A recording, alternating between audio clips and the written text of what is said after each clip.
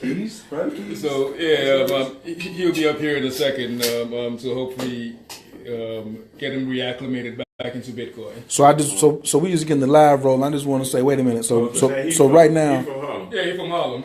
Or he just happened to be in DC, or he came down? He came down. He had something going on in DC. He's going to stop by and say what's up. So let me explain what's happening. So Bitcoin Adventures, right? So we up in the workspace in OO Capital, OO World, the takeover, DC. Michael Phoenix is in the building. Just came all the way in from Portland. Just knocked my title off. I was the furthest person to come to OO headquarters for 2 days, and then he knocks me off a few hours ago and flies in from Portland to come up here to sit in OO Barbershop. And now there's a barber, and then there's a man from North Carolina who's sitting in the barber chair with the barber who's accepting Bitcoins. In D.C. In D.C. Look at all this now. He over here getting coins, not just regular coins. So we want to give a shout out to all the barbers who out there only taking cash. You might want to talk to that brother over there. Yo, I gotta say how freaking cool it is that folks are willing to travel to come and check out our operation or just get better information about Bitcoin and cryptocurrency. That is really, really freaking cool. Right, so please... Hold on, man. Introduce yourself, man. Team Taurus, Washington, D.C. Team Cancer, Washington, D.C. Okay, right. okay. Barbara, what's your zodiac? Rep? Scorpio, El Zeno Cuts. Malik? Cool Libra. Okay, okay. Pisces, Missouri. Okay. And Demir said, what's up, Mike? Hey, what's up? I just want to say that we are an open office, so if you do want to travel down, just come hang out with us, chat with us, get some better information. You ain't giving no address out. You're more than welcome to. So call them first and hit them on the inbox, and then we'll tell you the secret locale, because you got to get buzzed up about 15 times and all the other type of stuff. But we in D.C. though. We don't want to switch offices every 2-3 days. Okay. Right. So we downtown, you know what I'm saying, not far from the White House. At least we're smart enough to not have the mining operation in the office. Which is what I was hoping, but then I went over security. I saw somebody with $25,000 worth of cryptocurrency around his neck, so I was like, hey, y'all wilding anyway. So let's come talk to the barber that accepts Bitcoin. Yeah. So we want to have a conversation. First off, this is the easiest way to get Bitcoin. Everyone is to accept it for your services. All right. So you want to buy? Hold on. You want to buy Bitcoin? That's cool. But why don't you offer a service and say, I accept Bitcoin? So the barber done set it off because he done came in here. He made a house call. He'll make home office visits for Bitcoin. I want them Bitcoin. So where I gotta go? You can't come to the shop? Okay, cool. Let me know where to meet you at. And he's cutting a business owner from North Carolina who has a business. And so Malik, you said you getting ready to start accepting Bitcoin? Start accepting Bitcoin. In the restaurant? Yeah. What's the address? Because he would tell you 1050 Summit Avenue. What's that? Summit Avenue, Greensboro, North Carolina.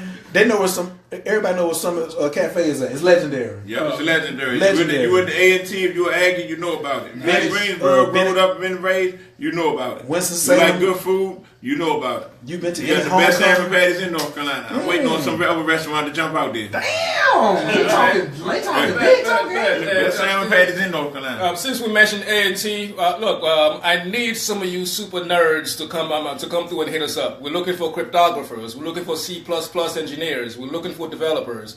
Right? I shouldn't be hitting people up in Russia, Bogoslavia, and a bunch of countries I don't know about when we should be able to turn to our community and, easily. All right? Right now I'm hitting up way too many people in Eastern Europe about blockchain development. All right? I need you smart folks to actually start hitting us up too. Like, we need y'all. Especially since you're saying A&T. Holy crap. A&T. We are the number one. We're the number one engineering college, you know what I'm saying? Period. We need more blockchain presence from A&T. What y'all gonna do about Howard then? Look, we've reached out to Howard. All right. They're not engineering strong like we are though. Well, that's not that type of engineering. Not that type of Howard. Yeah. Right, but so far, Howard has been, the conversation has been a lot more progressive with Howard. We actually spoke with the assistant dean. He was very receptive. We're going to set up another meeting with a number of the computer science professors up at Howard to actually get the ball moving for blockchain in Howard. You can get a conversation at A&T. That's not hard. Let's make that happen, man. That's not hard. Like easily. And even if the conversation doesn't happen, send me your bright minds. All of you who know computer science, C++, blockchain development, cryptography, we need y'all. Remember, they're always sleeping in the... So this is how it works. I'm going to give you the formula right now. Okay. They go back to school in January. Okay. They sleep downstairs in their lab, Okay. just like that. Okay. All you need to walk in with a shirt and say, just walk in with a shirt and say, I'm looking for cryptographer. Valid. And they're gonna run up on you. All right, cool. They're Valid. gonna run up on you. I'm more so interested with the folks who already have the curiosity and willing to reach out and looking to be a part of it. All of our engineers are curious. All right, cool. They're not being forced in there. I didn't say that in a bad way. I'm just saying for the folks who are you're blockchain curious, you want to tinker with it, you're ready to build something on blockchain right now. We need those ANC representatives to come through. Now, doesn't this remind you of a barbershop? In a barbershop, you can talk about anything. We're talking about engineering in the barbershop. You know what I'm saying? But wait. And then somebody over here put some ketchup on the french fries at the same time. This is a real live barbershop. You know what I'm saying? Yes, sir. They had no idea. So if y'all looking at us on security, what up? What up? That's what we do. So now we got to This get is mad freaking cool though. we got to get to the main topic right here. Now look, man, what a barber that accepts Bitcoin? How'd that happen? Where'd you get your first Bitcoin, or where'd you get the idea? Well, this gentleman right here, Nari, gave me my first percentage of a Bitcoin. He came into the shop, just really educating everybody, and I was like, oh, this makes sense, and it wasn't any risk on my part to accept it. So. Did you already have a Coinbase account? No, or what? I didn't. So he showed you how to do the whole thing right there. Yeah, I was using the blockchain, the blockchain platform, which was really cool. I just kind of prefer Coinbase because I don't have as much time to like look through and all of that. But yeah, he sent it to me. I started talking to one of my friends about them investing in it. She was like, "Yeah, you have some," and so I went and I found my ID and everything, and then I just started seeing that grew, and I'm like, okay. Duh. That's what I'm talking about. And then even from that, on Instagram and such, I saw some hairstylists that accept Bitcoin. I actually went to it was like Bitcoin for haircuts or Bitcoin haircuts as a hashtag. And it was about 50 people, and I'm like, it should be way more people, you know what I'm saying, accepting because it's no risk. Or you could lock it down and be like, yo, I'm the only barber in DC that makes. Right. And I make house calls. I make house calls. What? Say no more. I'm just making the money back that I put into it. Just from the services, getting that back in Bitcoin. So what I put in, I'm like kind of back at zero, but I'm still profiting because what I put in will be recouped from services. So you just made your first transaction for your restaurant because I just bought my plate. Coach bought a fish plate down here with Bitcoin. Right. First one. Right. I was thinking about starting it up in January, but then I have to start it up as soon as I get back. Because he owed me, since I just paid for it. I owe him a fish plate. He owed me a fish plate, right? So then, but check out his attitude, because he's a real hustler. He says, no, that's my money. What'd you say? Every time you get some Bitcoin, you don't want to do that? Because the Bitcoin is growing. The Bitcoin is better than those paper dollars. You get $1, and that's it stays $1. It's gonna be $1 for a good little while. So tomorrow that 8 I sent you might be. There might be 12 tomorrow, and keep on growing. So here's a hidden caveat for businesses, especially, right? Just like a barbershop. Y'all see this? This is how a real barbershop is, for real. This is a different kind of barbershop.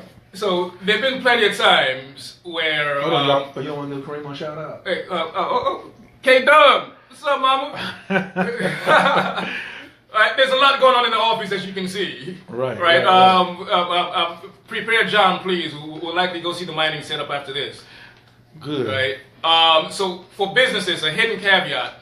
There was a point of time when I first got into San Francisco, trying to make my way around. Right. Most businesses don't have gift cards or any ways to have somebody that's not around to buy me food.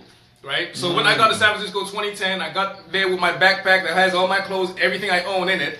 Like, I'm going to go do this. True African hustling like a Nigerian. Hey, making it happen, right? I see a cheesecake factory. I'm like, I want to get something to eat. I ain't got no money, right? You can't just call a family member back in D.C. and say, send me a gift card.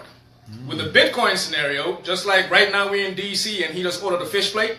In North Carolina. You just send his business Bitcoin address anywhere, and I'll be able to order some food for somebody at his location, regardless where I'm at in the planet.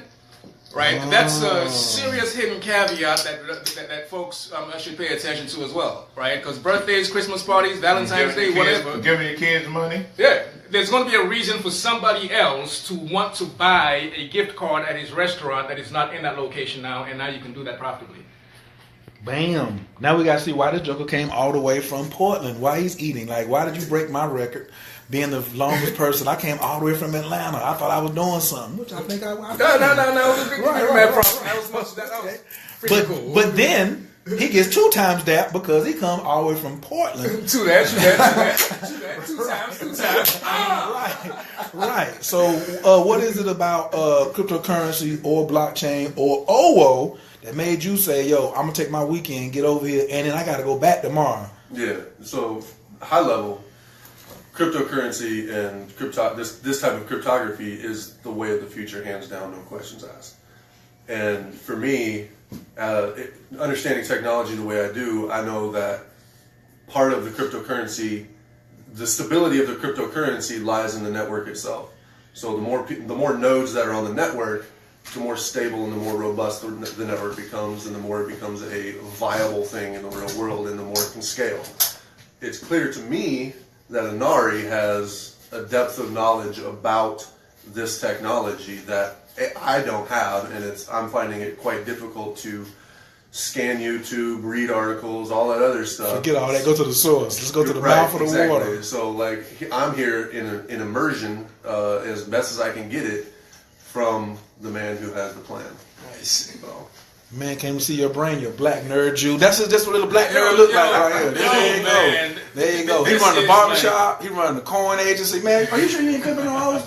We ain't talking about that right now. It is a barbershop. And the barber laughing, you know what I'm saying? He knows something, but we ain't going to put all that on there. But it is really a goosebump experience, man. Like, it is really, really cool to know that a concept that was in your head is actually, like, this transitional. So this is a time that I go to the metaphysics. Talk about how people let their inner skeptic defeat ideals that they have in their head. What if you let your inner skeptic win? Does your inner skeptic ever come up and say, man, this is a joke, it's never going to make it, your coin is never going to make it to $1? What is your inner, how do you work around your inner skeptic? Because there's a lot of other entrepreneurs, business owners, and founders who want to know, they got great ideas too, but it ain't manifested. So they're saying, oh, only Inari can do that because he's special. So what, are you more special than anybody else or what? Well, look, I'm not going to... Pablo's in the building, just walked up in the barbershop. Pablo, say what's up. What's up? I'm not going to make that proclamation of being more special or than another person. So how many Africans that have big cryptocurrency that they created? Pretty special. Cool. I appreciate it, but obviously I'm not going to be as egotistical to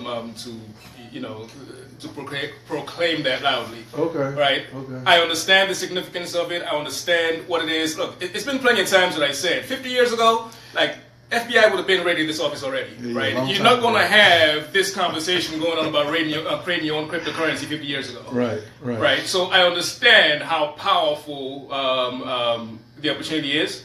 Right? Being where I'm from, Sierra Leone, there's no way that I'm not building a product that's not in some way, shape, or form with memories back home. Right? With a few lines of code, you can erase the terrible currency of Sierra Leone. Right. Now, I can't come out and say that. I want to stay alive and out of jail. Right. True. Hypothetically, what he was saying hypothetically. Right, but I'm saying hypothetically, there are a number of folks who can now just erase the financial situation of their countries. It doesn't matter if it's Venezuela, Zimbabwe, Sierra Leone, Liberia, Nigeria, you name it. You can literally do that with a few lines of code now. So I do understand the potential impact of the idea. Right? So, how do you defeat the inner skeptic? Honestly, I wasn't born with one. It's never been me. Oh, so you had a household where like you were supported? Or No, I'm definitely not supported. Right? Okay, definitely not. It's some other entrepreneurs out here saying, well, if my parents would have supported me, so Inari's making it because his parents supported him. Yeah, Is that right. what happened? That's definitely not what happened. I'm not saying this to shame family, but this is the second cryptocurrency I'm creating. The first one I created, Gamerholic, I couldn't get family to buy one for 1 penny.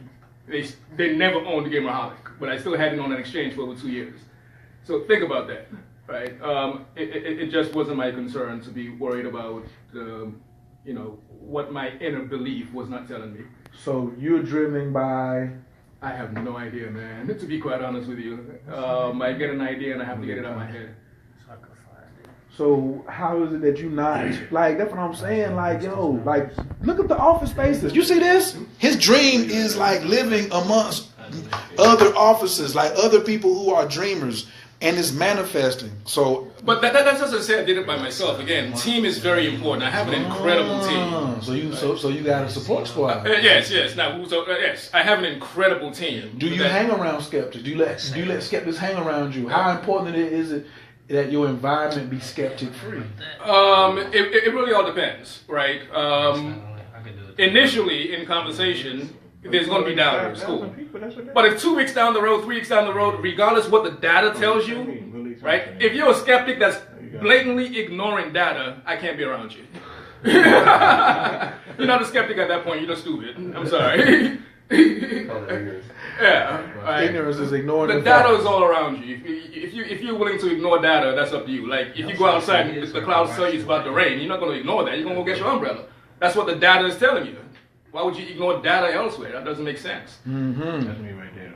Okay. So look, the transaction is going down. These jokers is getting the phones ready. They getting ready to do some Bitcoin transactions. They get on there.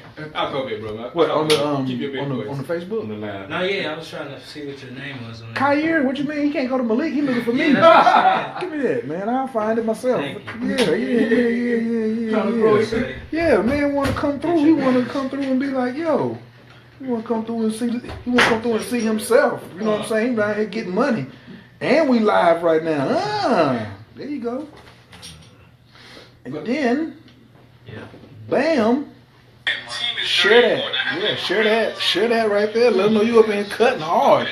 Right. The Barbershop. Give them a shout out again one more time. Where's the local shop at in DC? My shop's at 2612 Georgia Avenue. It's called Best Cuts, right across from Howard University School of Business. The second chair on the right. Again, my name is Lamont. Instagram, LZenoCuts, LZENOCUTS. You want to give out a phone number? Oh, yeah, sure. 773-454-0621. One more time. 773-454-0621. You can also hit me on Facebook, Lamont Zeno as well. All right. How long you been cutting? 10 years. Did you know my uncle, Fred Jones? You ever heard of Superstar Fred Jones? No, I'm from Chicago, so Okay. So the man came down here, innovator, getting his Bitcoin on for cutting, up in here, laptops everywhere. Laptops, jugglers is like looking at curves and, hold on, we're just going to scan. Bam! We got some of that going on. Look at That out. Over here watching new economy. Watching the new economy move, looking at what was that we were just learning earlier? The Bollinger Bands. How Bollinger Bands. I'm up in here learning. Wait, you want to go back to the bands? I want to Bollinger Bands. Bam, in here, bam, right. Oh, yeah, we definitely gonna we just had somebody that ain't Litecoin. That's new economy. I bet that's the one I have. But you want some of that anyway? No. I bought this at 39. I'm cool with it. You bought it 39 cents? Yeah. Hold on, wait a minute. So people want to know what happened. Move the arrow. So what? So it's a high at 66. What's it trading at right now? All right. So the high was 66. The low was 39. Right now it's at 43 cents. Right. You never want to buy when the coin is near the high. So if the high was 66 cents and the current price is 62 cents, you're like, I'm good. What are the odds that it'll go from 62 cents to 70 cents? It's way more likely that it'll go from 62 cents to 40 cents to 50 cents than it would be to actually break the 24-hour high, right? The concept is buy low, sell high, as in everything. You want to buy it at the low price. So this is an example even for Bitcoin. You're saying that I don't want to buy it when it's at the volume going up. I want to catch it close to the bottom. Yeah, you definitely want to buy the dip, but Bitcoin is a little bit of a different story. Like you can buy Bitcoin at any time, right? Anytime. Yeah, at any time. It's going to pop it anyway. Yeah, it's going to pop anyway, right? It's going up. It's just trickling. Yeah, I mean, it's going to be a $20,000 coin relatively. By January. Light prediction. Yeah. Hypothetically. The 10th is today? Yes. All right, Tomorrow. And it's yeah. making the rest of the year. It's gonna make 20,000. It's gonna be 20. We'll Yeah, say it. You so- might can't go on record, but we'll say it. Yeah, so the futures markets opens on Monday. Right. If on Monday when the futures markets opens up, Bitcoin doesn't hit $20,000, I'll be very, very surprised.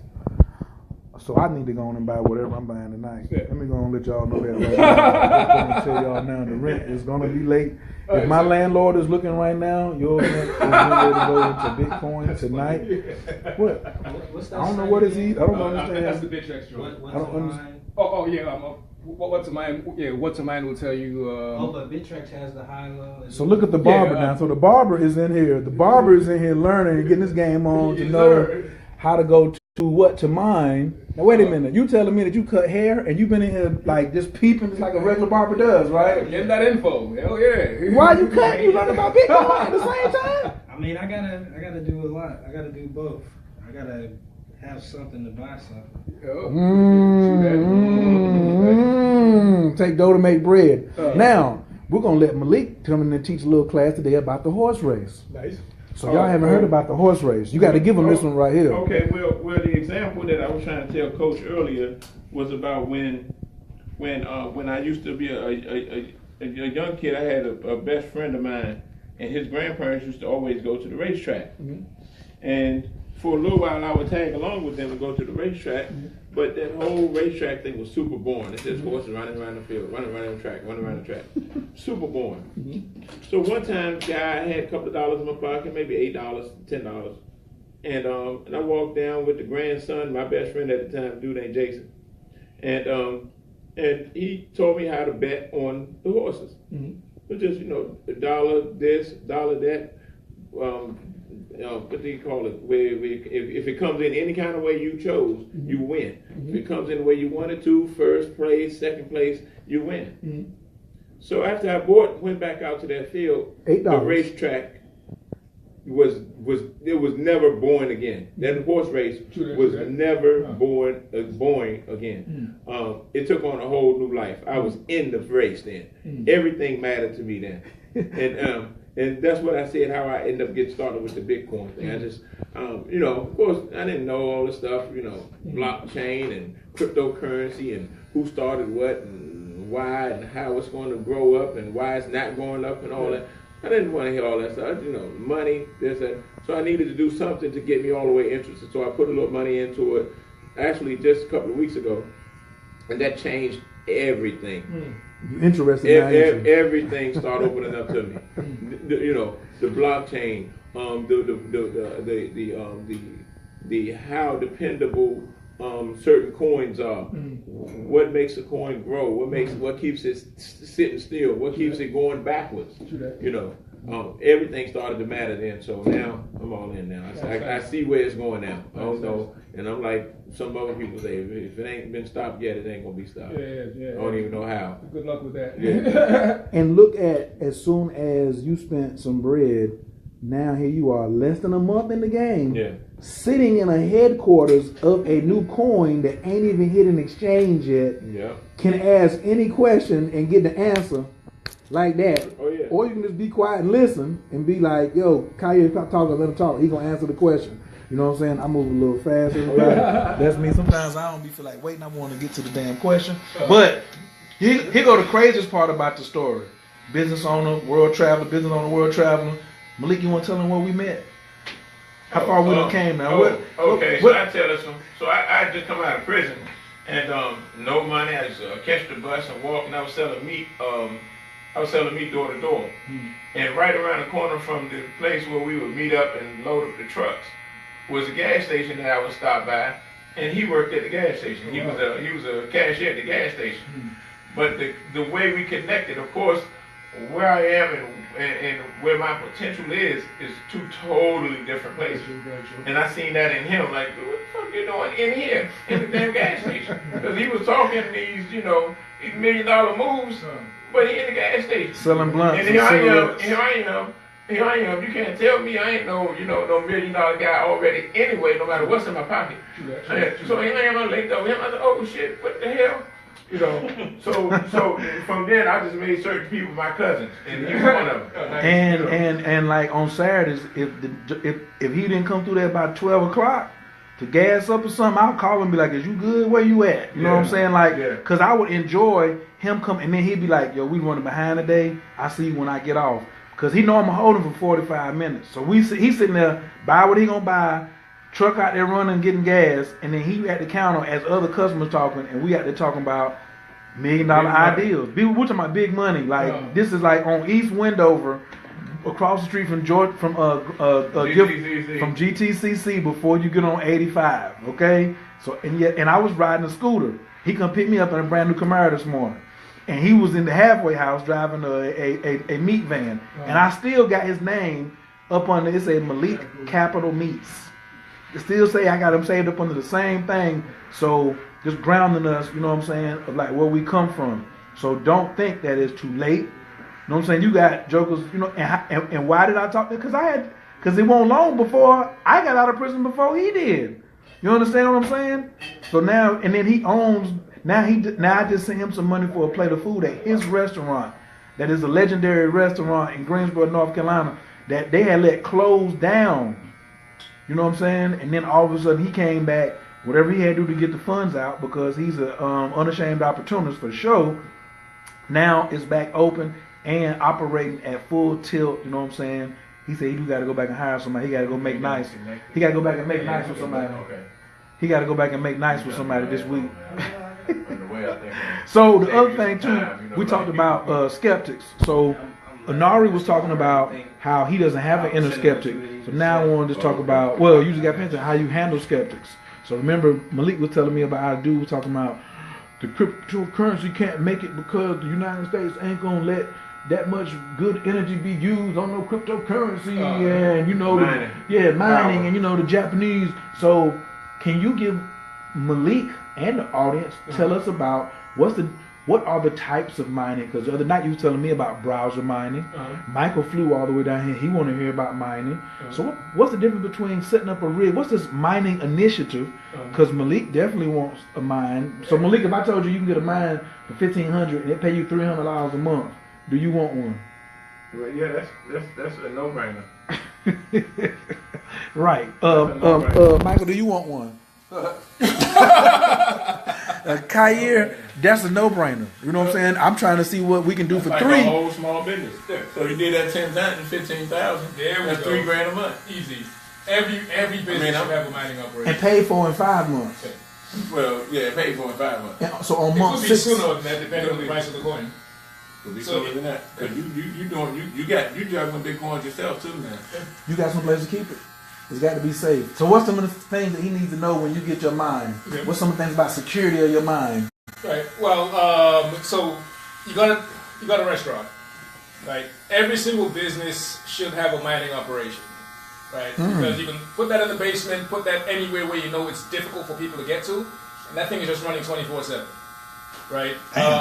Whether the eggs being cooked or not, ain't Whether no the eggs fish being cooked or frying. not, you're good, right? Whoa. I got a room for that. Yeah. I got a room for that. It's tight in there. We can make a room for that. I've seen the setup before. 24/7, the restaurant is closed, but the restaurant is still making you money. Wow. Every single church should have a mining operation. Boy, you talking big now. You Every talking church, big right like now. stop passing around the collection plate. Hold up, Put man. a miner in the basement, and you're good. They need to come on board. They don't get it for free. Yeah, but electricity is gonna be free. I'm not talking about that. I'm talking about the game. They doing enough now. Oh, shit. Oh, okay. They doing enough now. We want the churches. We want the churches to get minings too. The We want churches gonna get mining operations. What about barbershop? Your What about electricity barbershops? is a tax write-off. Do barbershops need to Let's stick with the churches for a second. Your electricity is a tax write-off, right? So you mining Ethereum right now. You're good. Like stop passing around the collection plate for real. Oh, now you're talking. Alright. Wow. They talking about putting the word out for free and they passing that collection plate around. Oh, yeah. And they flipping the bread themselves anyway. Oh yeah. Then you talking. and they're writing off the electric bill. Yep. Jesus. What? Boy, wait a minute. What? Call me Reverend Carter. Right? and Reverend Carter, and I see I got a bishop over Creflo here. Bitcoin. You're going to change his name from Creflo Dollar to Creflo Bitcoin. I already got a church already. Creflo Crypto shit. Okay, you're going to see, but I'm going to show you. That's all that is right there. Yes, I got some deacons in here right now who can get that right there. So anyway, go ahead. Yeah, so in any case, but like y'all should start demanding that right now. There's no church that should still be passing around the collection plate in 2018, right? But minus all that, as a business, you should definitely might not come for you, but the damn church might come for you now. Damn, you just stepped on way more toes when you just said Not that. necessarily. I just told them how to make 3-4x easily. Are they gonna make more money in Hell mining yeah, they're than gonna they make a lot are of in hell yeah, in tithing? hell yeah. Whoa. What? So can they just mine one coin? Can the miner can the miner just run one coin, or how many coins can it mine? Depending on the mining that you can get, you can do dual mining, where you can mine Ethereum and another coin at the same time. Okay. How come you saying Ethereum? Why is your first go to? Well, Ethereum is going to become the most profitable coin to mine moving forward because of their technology stack. Right. They've decided that they're going to go with a different way to mine Ethereum called proof of stake. Right. Right now, what Ethereum is trying to do, what pretty much every cryptocurrency is trying to do, is they want global legitimacy. You almost have to start functioning as a currency now.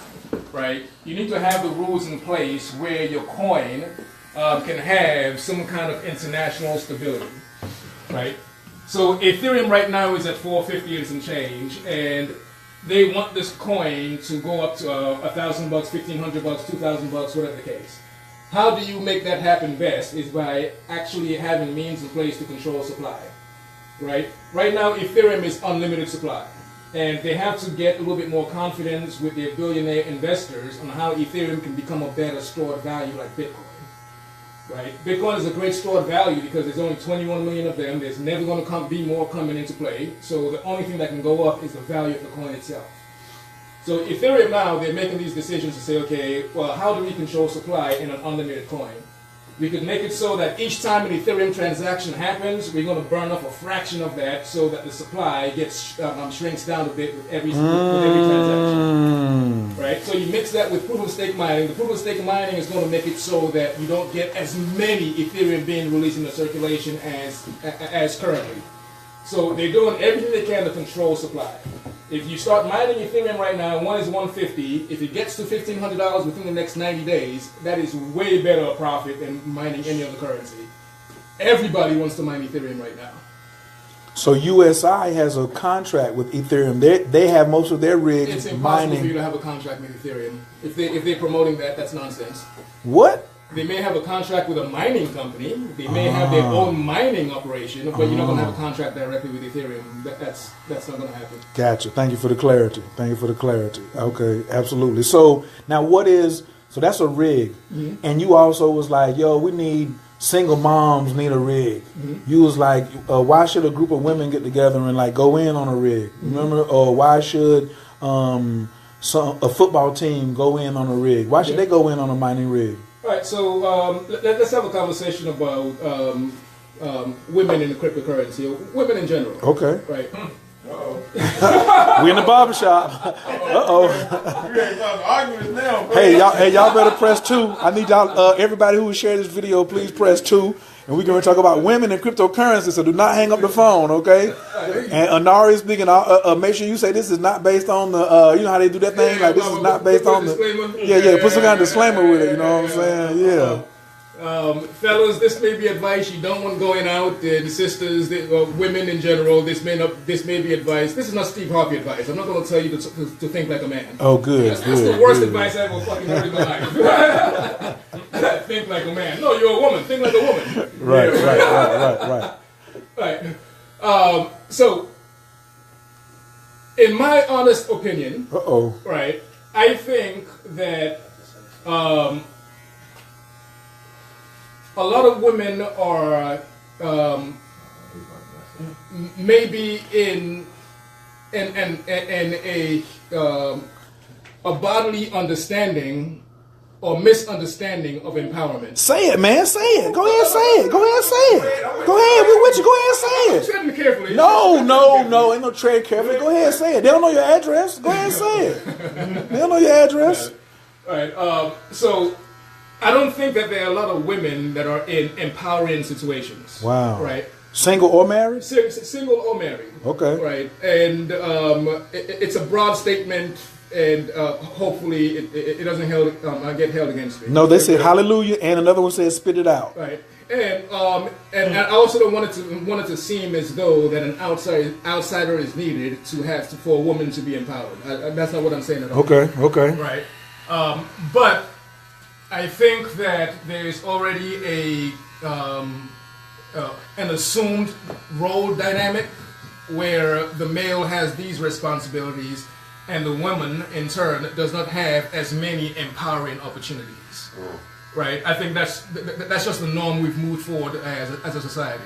Okay. And it's become so much of a norm that it may be an instance where women automatically assume that empowerment does not come with the relationship. Oh. Right? That's deep.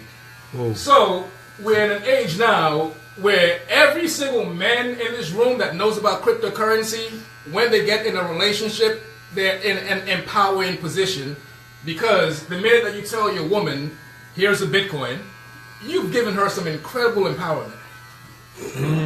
Right? Where she at? You heard that? Somebody looking. I told my girl that. Nice. Yeah. Right? Yeah. So the very first thing that you've done as a man is establish that you are not threatened by her financial potential. Right? A lot of women right now, though, are making more money than the men, and they will tell you that my purse is my purse, and they have the purse attached to. They say, like somebody said, like the brain, the vagina, and the purse are all attached. Okay. So, like, women have really been trying to get their coins up. Okay. So now you're saying that with Bitcoins or just cryptocurrency, they have that ability to, like, just have more power? What do you mean? Absolutely, because the financial dynamics in the relationship has changed. Right? Like, she can easily make $5,000 this month with just a few trades. And leave you. Right? Right? So as a man, if that was your concern before, that, my woman has to come to me, or my woman relies on me for gas, and it may not be fortunes, but little small things here and there that play a part in helping out her financial situation, right? If now she can make $5,000 on her own with just a handful of trades, you as a man, you have to become comfortable with that. Yep. Right? This may have been your source of confidence in the past. You felt good that you could provide for your woman. Okay, so let's go back to the woman who makes more money than the man. Can he get some empowerment now? Well, should she? I know you're African though, and I remember you didn't come over till you was 12, Okay. and so sometimes I'll be having to put you up on what's going on in America. You know what I'm saying? So that's not the norm, like no more. Sometimes she's making more because she got more education. She's more tech oriented. You know what I'm saying? And he's working at one thing, and he put her through school or whatever. Now she's making more money. Cool. So is it something that can empower the man as well when the woman is making more money? Because some men are feeling like, well, I feel emasculated because she makes more money than me. Valid. Look, I can't speak on on that situation, to be quite honest with you, because any man that's already in a situation where his woman makes more money should, in assumption, already be a man that's comfortable in that financial dynamic. Oh. Right. Right. Nari is spitting right now. Okay. Good job, King. Thank you, sir. I appreciate it. Okay. But in the majority circumstances, it's not like that, right? In the majority circumstance, that financial dynamic is not what you just proposed. Okay. Right? So now we actually have to become men who become comfortable with our women being economically empowered. Right? I would love to hear from women how being Bitcoin active has changed your dating dynamic or even relationship dynamic. right? If that concern of meeting somebody who makes this much or who can do this much for you financially has been completely eliminated in the decisions and how you choose your mate, then you should be, either dating more quality men, or you should be. What has that financial requirement been replaced with in what you're looking for in a mate? Right. Darla said, "Be comfortable with my coins and still provide." That's what she wants. She wants him to be comfortable with my coins and still provide. All right, then that might be a conversation that women need to huddle up and decide how we're going to move forward. What do you mean? Because if you're saying that be comfortable with my coins, despite the fact that you just made $10,000 in trading, right, and you still want me on my own independence to pay for this, that, and the other, right? It's a different financial dynamic now. Y'all not a team. Yeah. Y'all not a team. Oh, they're not a team. Y'all not a team. So if so, Not in that scenario. No, that's each person for themselves. Okay. oh, Y'all not a team. so her coins can't be her coins. Of course, her coins can be her coins. Yeah, go ahead. But I'm saying if she come to you and be like, "Yo, I made 10 grand," you know what I'm saying, yesterday, you down there slaving at the restaurant, Right. but you didn't make 10 grand at the restaurant like all week. Right. And then she said, "Well, I need you to still, you gotta pay these bills in here, Malik." No. But that's what I mean. If you dare to pay the bills, that's one thing. But if you're there as a team, that's two different things. Very true. You see what I'm saying? Because Okay. money shouldn't be an issue if you guys are a team. Very true. Don't get me wrong. Her money is her money, but what are you? You might just be the do boy sitting on the couch. Bingo. And so let that be said then. Oh. Let that be said then. Oh. So that way, when I get my money, I'm gone. Sure. You understand what I'm saying? If it was about money, Wow. if it was about money, I'm just here for the money then. Sure. You see what I'm saying? Because if I make her come up, what I'm supposed to do? I don't need you now. Oh. You see what I mean? Oh. If you've been pressing me about this and bills and this and that, because you up right now, and then here go when I'm up, I'm gone. Sure. I need a teammate. I don't need no daggone financial a roommate. I mean, technically, this should eliminate the financial problems in the See, relationship. when you're all in, the money stuff it shouldn't be a factor. True You that. see what I'm saying? Say now that's where it comes in when picking your lady. If you got a lady that's squandering money, you know what I'm saying? Then that's where you as your money's up, that's where you got to hold on now. We got to kind of be a little bit more careful. Yeah, provide some with this, leadership. that, and the Gotta other. provide some leadership. So whoever got the most money get this talk like that a little bit. You know, hold on, and we ain't gonna squander this, we ain't gonna squander that because we gonna need to do this or we gonna need to do that. You see what I mean? But now, if that's whoever the one's getting the money.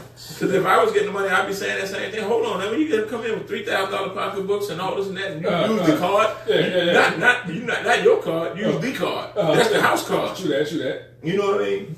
Okay, so some of the comments the ladies is making, because they're going ham right now. Hold on, let me give y'all some feedback. Hold on, they got some things to say. Okay, so it's running right now. It's running. On screen, man, so Yeah, hey. so we can see those I know comments. it's So- as soon as he starts saying something about the women in cryptocurrency, Yeah. Tell So Tarek to send you another so she 25. said. So some of them said. Tell him So first off, my man Ty Major. or if he was going to do, that's fine. Come on, man. Hey, can we finish? Hey, we doing it live. We're gonna get that. Ty Major say what? So Ty Major said, "Just got my woman a hard wallet." Nice. That's a secure man right there. That's a secure man. Yes, sir. That's a man who wants to empower his woman. Then Cheryl said, "Independence, and then we stay out of your pockets." Hey, I like that right there too. Then Darla was like, "I got some power." And then Cheryl, I guess we're talking about real men don't think like that about who makes the most coins. Then Ebony was like, "Correct." Oh, guess who we ain't talking about? That's right. Simple. Guess who that is? Who? Vonda. Vonda's in the building. Yes. Yeah. So Demille was like mining And then Ebony put some question marks up, and then Cheryl said somebody sound like they sounded greedy. But these are old comments. I'm just going over all of them. Then Vonda says partnerships, equality in my relationships. Then Vonda gave you another one. Say that, Malik. And then Demir said more options changes everything. More options changes everything, no matter what. If they change their circumstances, man, it's known. Right. Then Kristen says harmony. And then Darla says provision is not solely financial. And then Ebony said, I like Ebony. She chocolate too. She says, if I make 10,000, we make 10,000. We need to see. We need to. She Team Taurus. No, she in Greensboro. She in Greensboro. Yeah. That's how we do in North Carolina, baby. Stephanie said, I need a team player. We come up together. We eat together. We hold each other up. And Phelan says it has to be a team effort to greatness. And Daughter was like, meaning my coin shouldn't make you feel like less of a man. What happens when, what's up with the man? You know, that's what you said? What happens when she making more coins and the man feeling insecure? What's the, should he not be? Even she's what they call that, emasculating him because of that. If he shouldn't feel like that if he's a real man. True that. But if she's bringing that up, if that's an issue with her and she's bringing it up, you know, we should be like a real man and do this, or a real man and do this, or a real man and do that. You know what I mean? You need to just roll up out of there. You know what I mean? Because now he ain't a real man. He ain't a real man because his bread short. So what are you going to do when he gets bread? Well, Ebony says... You will find a real woman that don't talk that. They don't talk like that. Right. He's just going to keep going back and forth. Right. All right, but take Come on, the barbers. You ain't got no commentary on this situation? Yeah, you said you the barber. You just bought your... He already said he put his girl on. No, he's scared to talk. Yeah, so I mean, like I said, I told my girlfriend about it, and I mean, right now it's, you know, we both have it separately, but we already operate on, I guess, the foundation of we're doing all this together. So nice. Whatever I got, she got at this point, you know what I'm saying? And it's like that whole mentality should just keep growing as opposed to like, well, now I got this, now I'm on this. You know what I'm saying? It should be a foundation of this is the understanding. Whether you get 10,000 and I get $5, it's like we got 10,000 and $5, as opposed to, well, now that I have 10,000, my options are open. You know what I'm saying? Because women don't expect the same from us. So we don't expect it to be a thing of, okay, well now you come into money or you have a different circumstance now. Everything we had from the beginning is done.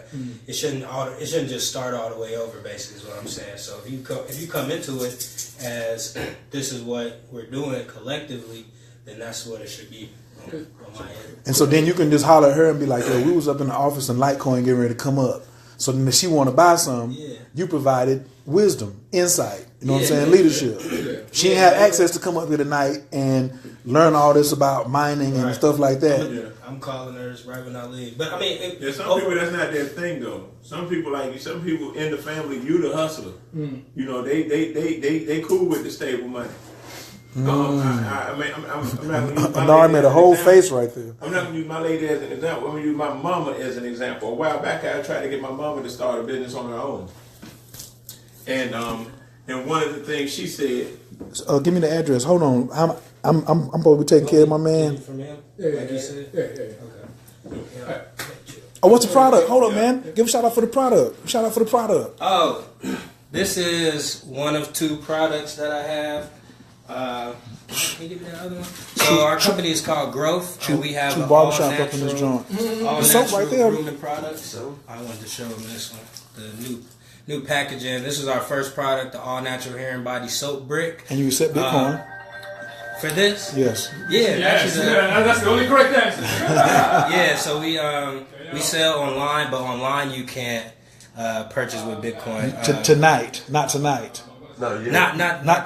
Not yet. Right, there you go. Not yet. So yeah, out of the barbershop, like I said, Best Cuts. We sell our all natural hair and body soap. We got coconut oil, shea butter, all essential oils. Everything's all natural. And then this is a leave-in conditioner. A lot of our clients ask, what they can put in their hair that's, light daily use. So we came up with something with aloe vera, olive M, which is another natural oil tea tree, lavender.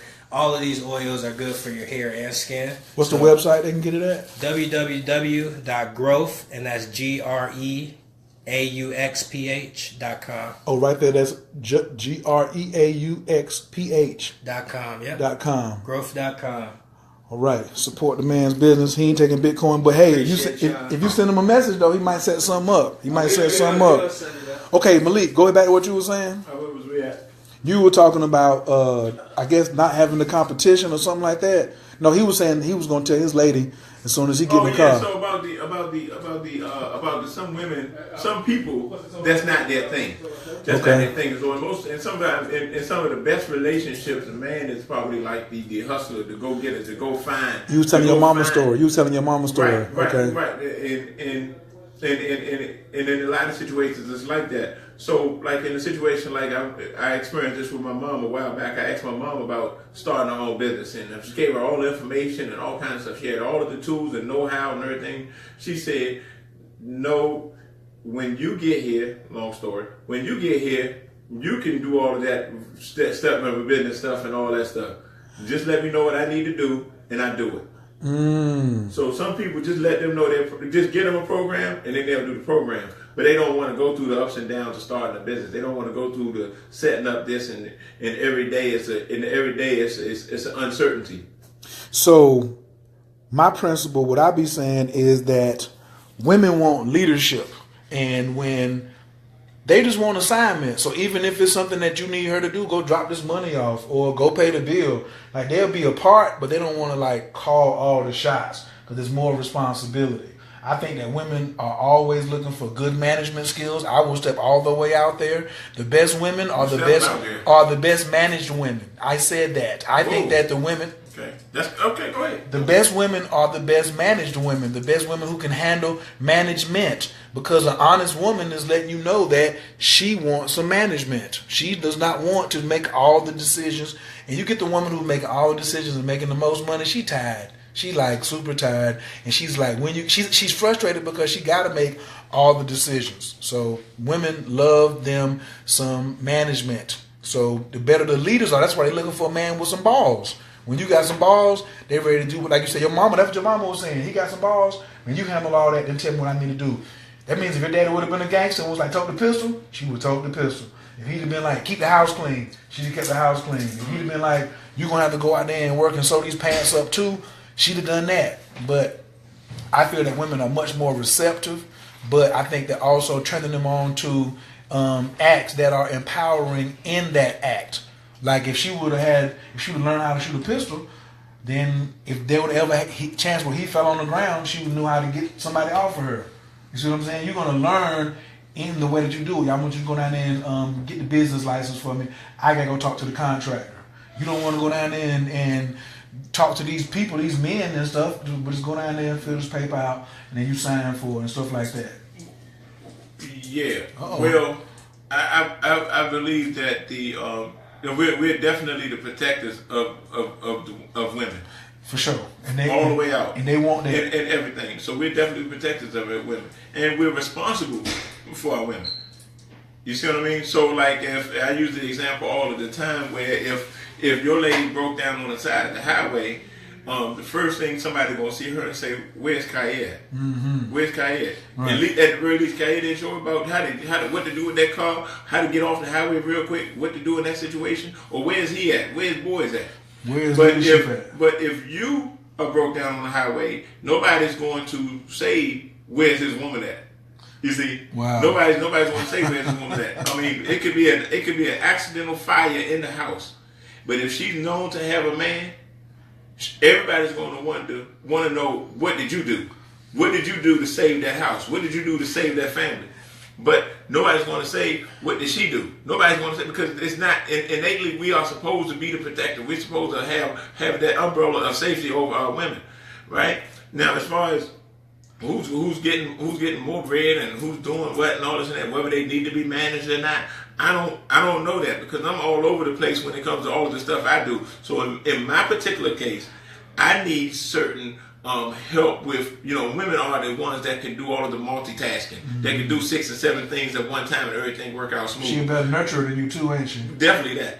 and I can and they can help even me get organized and stuff like that. I'm the one at a time person. I mean, having this done right now with you right now is nothing else getting done. But somehow, if there was a woman in this conversation, she'd be texting, setting up a babysitter. She'd be making sure some food getting taken off the stove. There's a few other things to be getting done if this was a woman in this having this conversation. So that's where the beauty is of our difference. So I'm not going to all the way agree with that hardcore statement that you made about that they need managing or the best women need managing. Because I don't want to go into that because in my case, I just need a good woman that kind of can roll with me, can see what's missing with me, but you still and fill in right there. Yeah, but that's still an assignment. She's seeing you leading, and then she's filling in the gaps. But if you wasn't leading, then she wouldn't have anything on the side. Okay, but that's cool. Look out for. That's what I meant. I didn't mean like Hitler management. I didn't mean like Gestapo management. Okay, well that's what I'm getting right. So, I mean heavy-handed management. Because of the controversial way that you said that just now. That's how I talk. That's cool.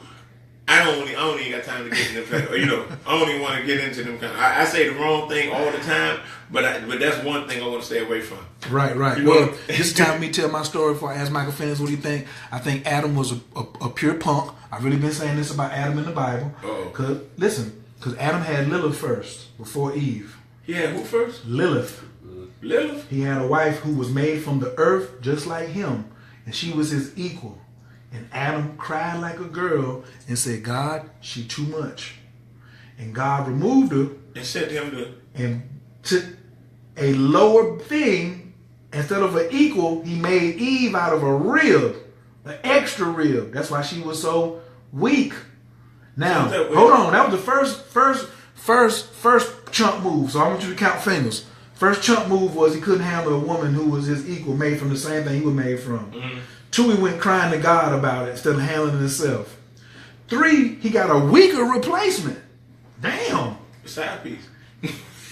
Side piece. He got a side piece. He made Eve a side piece, right? No, that's good. No, then after that, he left Eve unprotected. Because when the devil came and talked to Eve, where was Adam? That's what you just said. Everybody talking about Eve ate the apple. Well, I'm asking the question, Knucklehead, where was Adam at? Was you over there masturbating? You didn't have Lilith. What was you doing, naming animals? No, you supposed to be there protecting her from the evil. Now watch this. Say, well, Eve. So then she can't blame it all on her. Hold on. She ate the apple. We'll go with that. But then when you walked up on her, you didn't even know how to correct her. You didn't know how to give a good management. You didn't even say, where's the snake that talked about our father? I'm going to kill him. If a man come in your house and offend your wife and poison her, what you finna do? Don't say it on camera, but just nod your head if you finna do. Ain't you finna do something? Yeah, we're gonna do something. We finna go find him, right? Right. At least talk. Right? At least talk, yeah. It's gonna be a short conversation. Right, but Adam didn't even say, where's the devil?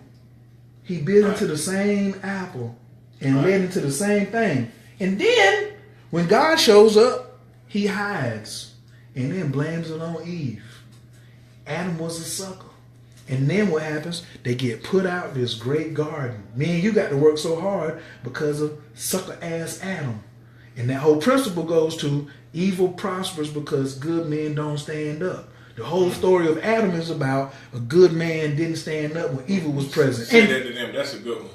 Evil prospers because a good man don't stand up. Evil, it don't stand up. You ain't gonna sit there and disrespect no female. And me and Malik is on the bus. We on the bus. We riding on the bus. We chilling, talking about good cryptocurrency. And then all of a sudden, you damn, trying to choke you, doing something sideways. Like we're gonna say, hey, bro, like you not gonna. Today's not the day, good day for you to choke her. You know what I'm saying? I don't know what y'all normally got going on, but today's not a good day for y'all to get that down. So, ladies, if you see that the man is not willing to stand up to evil, then what you got?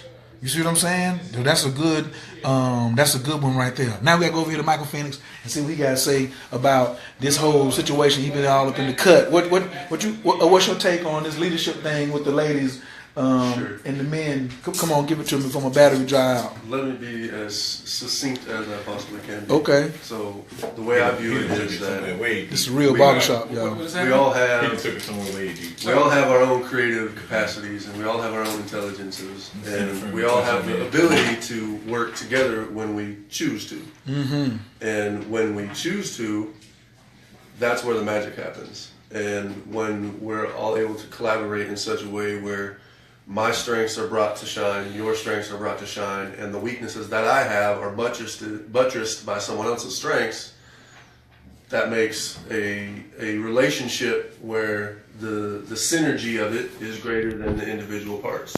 You know, it's not the sum is greater than the whole. The capacity of the single unit together is greater than the sum of the individual parts, right? So I try not to get into being specific and generalizing about women. I try to understand each individual woman and what she excels at. Being in the tech industry and working in what I do, I rely daily on the intelligent, creative, technical abilities of several women to fill in the gaps. Okay, player. Several women. Fill in the gaps where my knowledge is lacking. True that. Right? So Several women. Okay. Several. Okay. I don't know. it's a team, right? That's it, right? Is there several men too? Yes, there are. Oh, well, you didn't mention them. He only mentioned We're several women. we're talking about women, though, right? Oh, okay. The notions or the stereotypes that women aren't good at math and they don't have the technical capacities and this, that, and the other is bunk. It's like I work daily in a situation where that's just not the case. So for someone to say I can't do this or I'm not going to be able to do that, specifically in terms of cryptocurrency and the math behind cryptography and trying to understand this thing, like, to me, it's just someone's telling themselves a lie. And it's really about how do I want to empower myself and how can I empower others to make decisions in a way that we all benefit from it. So if I'm making decisions that are solely based on my own well-being, okay, I got myself on point. Now, how do I get the rest of my team on point? And whether it's a man or a woman, I really don't care. You know, it's how can I get the whole team moving up in the right direction. So, you know, the specifics of each individual's person's capacities are what I'm interested in bringing out and having us all be aware of so that I can say, hey, you're really good at this. I'm not. What's your insight on this? And vice versa. I know a lot about this particular aspect, and it seems to me that there's some gaps in your knowledge set. So here, let me offer what I have to say about it, and you take it and you work with it in your own intelligence, and then we create the situation to be whatever it is, and move forward that way. Bam, and that runs right back to empowering the family through mining. That's a big statement. That's what you started all of this when you was like mining. Would you say mining will save the financial situation of the family? Mining is the poverty solver, right? But to back up the gentleman's point, it's been proven that women are better traders than men. There's actually statistic proof. The hearts are getting ready to flow. Right. The hearts are getting ready to flow. The heart's flowing. The heart's getting ready to flow right now. He getting ready to get some love right now.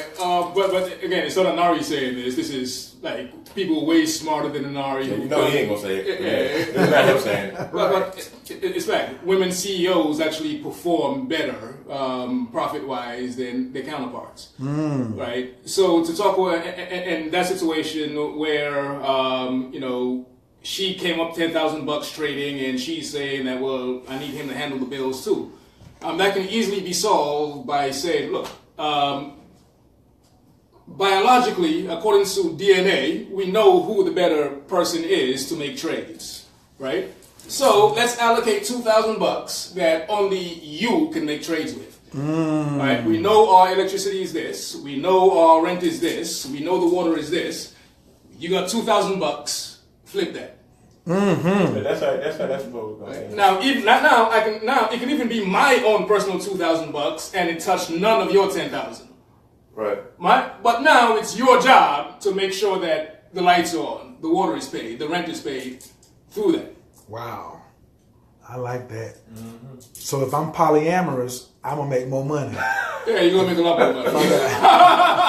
Polyamorous. I mean, I got more than one wife, more than one lady. Oh, yeah. I know that you into that. That's why I asked the question. Not for me. I was asking for you. No, I was asking for you. into that. I was asking for you. I was asking for you. No, you are asking. You see this? No. The camera's not on my face. So I'm asking for these guys. No, it's like that polyamorous stuff. Polyamorous. Confusion. So now that's regular mining. So does that include? That's just trading, though. That's just trading. Like That's you just trading. Have wifey handle trading. She got $2,000, $5,000, how much ever she feels comfortable with that she needs to flip on a monthly basis to pay the bills. About the mining, how does that work, and what is mining exactly? Of course, we hear about it all the time, but what does that mean to mine? Let's say a particular coin. Okay. Let's say Ethereum. Right. So mining is how the blockchain stays honest. Right. Somebody has to go in and actually prove this transaction happened. Yes, you did have the bitcoins. Yes, it's not double spent. Yes, it's actually all. What do you mean when you say double spent? All right. So a lot of people don't know that Bitcoin actually solved a mathematical problem, right? Like, how do you prevent a digital version of something from being copied? Like your picture that's on Facebook right now, Right. Right? They can copy that 1,000,000 times. If that was money, it wouldn't make good money, Right. right? But now there's actually a way that your picture, your favorite picture, we can make it so that it's identified as a unique piece. Anytime somebody copies it, it has a different code on it. Okay. Right? So now that picture can actually become valuable. Right? Because there's only one copy of that picture, nobody else can copy it. Okay. Right? So on the mining part of it, or that's the problem that Bitcoin solved, is how do you make digital versions of something uncopyable? No more counterfeit. No more counterfeiting. No more counterfeiting. Where does mining come in and why? Right? So mining is needed to prevent to actually have the normal counterfeiting part. So mining is computers all over the world that all have transactions of Bitcoin. You can actually go online and you can see the very first Bitcoin transaction that was made. You can see the last one that was made 2 seconds ago. It's all stored on computers. So every computer has a copy of the exact same thing, right? The way that we know something is wrong is if one computer ends up with a different copy than all the other computers. Right? That computer is going to say, hold up, why doesn't mine match all the other ones? Right? Right. And the only way that computer is going to be able to solve that problem is to completely ditch its log and then copy the logs of all the other ones that's correct. So this is how the system stays in sync. Okay. Right? So in order for But how does the miner what does a mining computer do? Why is it in the transaction? Why Maybe do if they you call it a rig? Why does it take up? Why does it have to be certain type of computer and be and take up so much space, so to speak? All right, cool. I've seen pictures of people using a whole room this size just to have their mining rig in it. Very true. Well, but they can limit it to one, but they just want to make more money at that point, right? The more miners you add on, the more chances you get. So if I wanted to buy that from you right now, you said $10. Right. Normally, right now, I pay you with a credit card or a bank card. You need that third party there to verify I have the $10, and the $10 is in play, right? And for doing that, they collect their 3% transaction fee.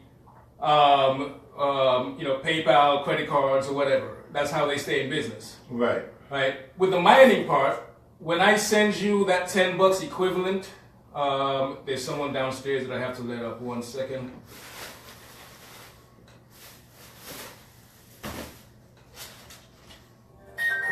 where's the key? I go get him. Mike can hold the phone. No, I'm Tarek here. Someone's coming downstairs right now for you, brother. All right, cool. Yeah, you're in the right building if you see a Christmas tree. All right, someone's coming downstairs in just a sec. All right, my Harlem brethren is coming through. Yeah, somebody else getting right.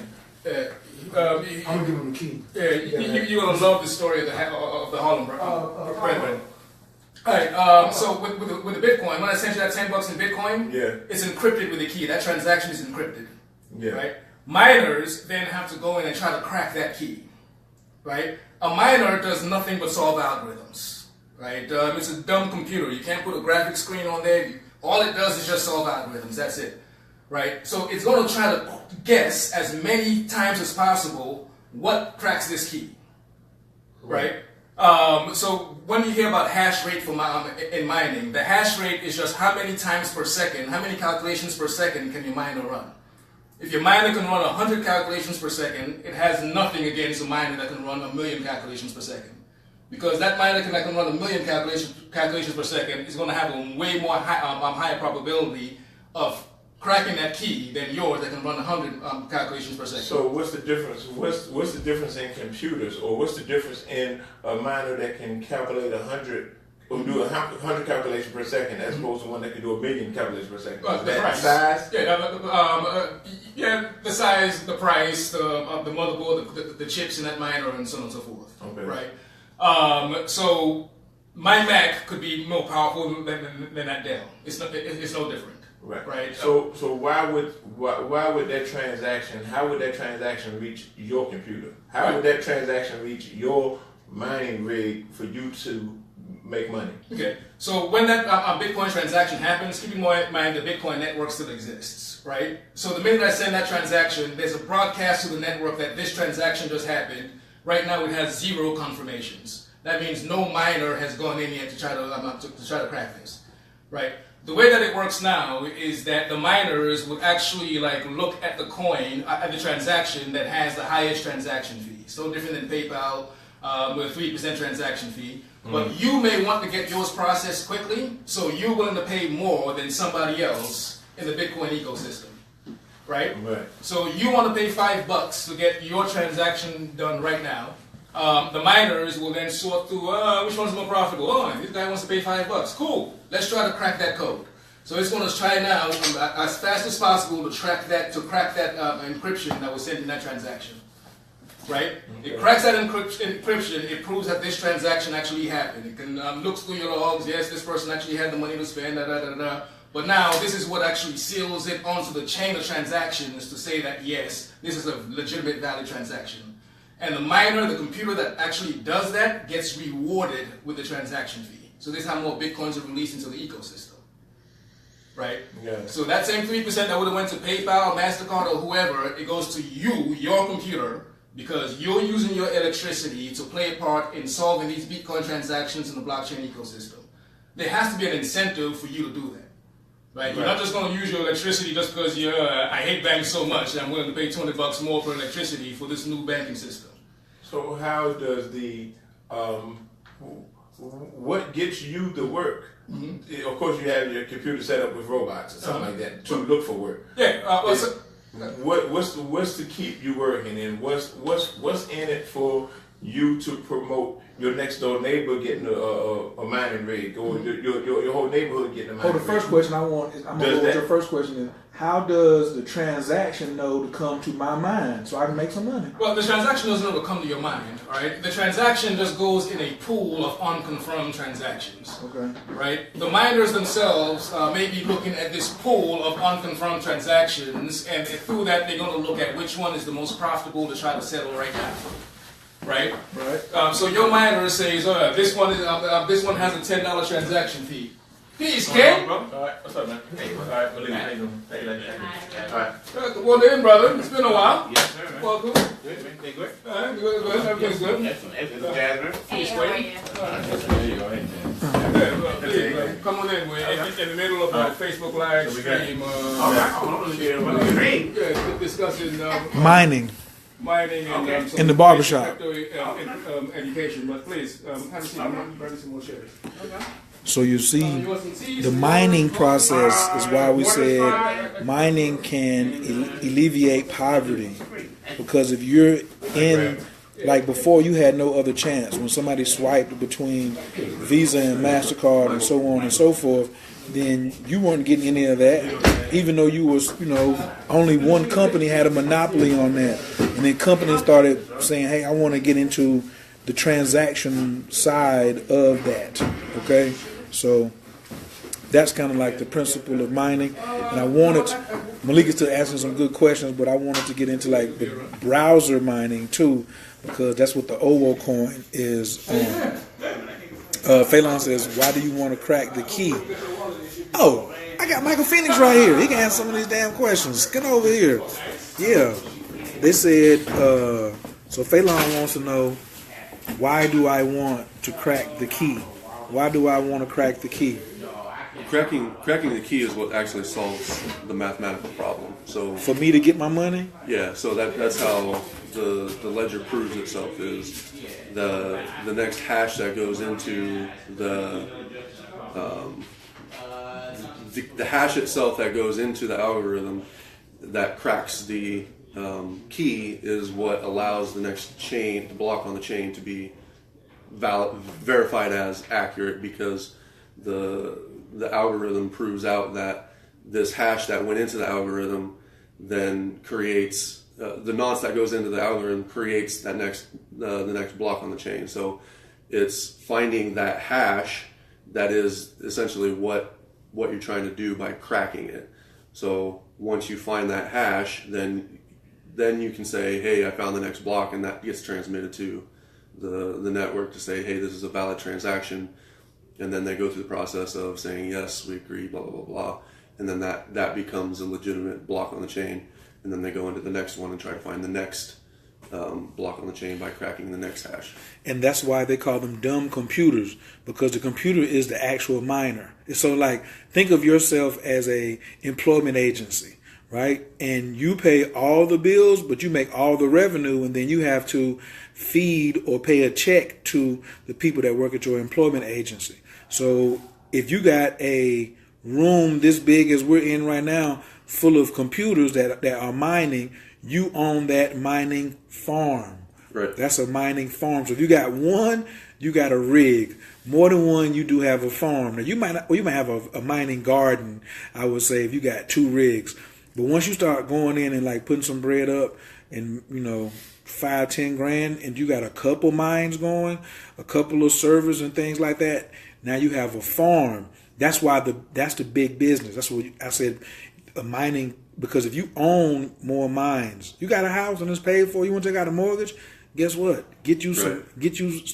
Start a mining farm. Right. So it's just really a brute force attempt at doing calculations as fast as possible. If you just think of it, you whip out your calculator and you run numbers, however fast you can run the numbers compared to someone else next to you. If you're faster at running the numbers, then you can go through the list of potential hashes. So the hash rate says if one computer has a million hashes per second, and the next computer has 1,000 hashes per second, it can go that one computer has a million hash rate can go through a million calculations as compared to the next one, and that basically differentiates the capacity of your rig to find the probability it's going to have to find the next block or the next hash in the list of things to have.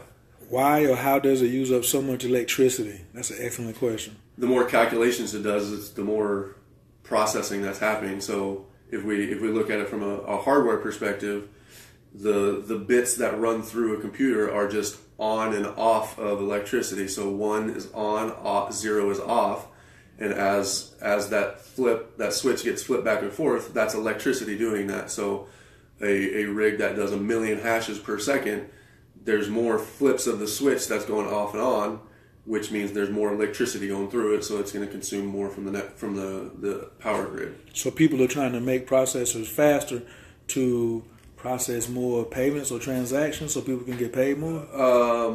So there's 2 different considerations. A, the ability of the chip itself, the less electricity that has to run through the channels to flip the switch on and off, the less electricity there is to actually do the calculation. So it's kind of 2 main variables: the amount of hashes it does per second, as well as how much electricity has to flow through, just basically like a wire, how much electricity has to flow through that wire to flip that switch on or off.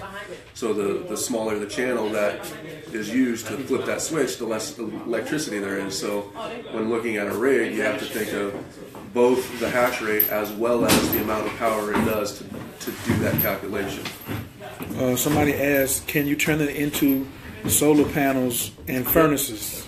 Yeah, so solar panels, there's large investors, they're looking at trying to buy up hydroelectric dams to power their mining equipment. The hydroelectric dam that's a genius freaking idea. Yeah, right. I mean, if you live by a river that is always flowing, just put a turbine of some sort in the water itself, and it starts to spin. It creates electricity, and it flows into your mining rig. So there's a lot of different ways to think of this sustainably. Yeah. Solar power, wind power, hydropower, all of that is. Yeah. The more genius you can apply to your situation and what assets that you have, thinking of it in terms of the parcel of land that you're on, how do you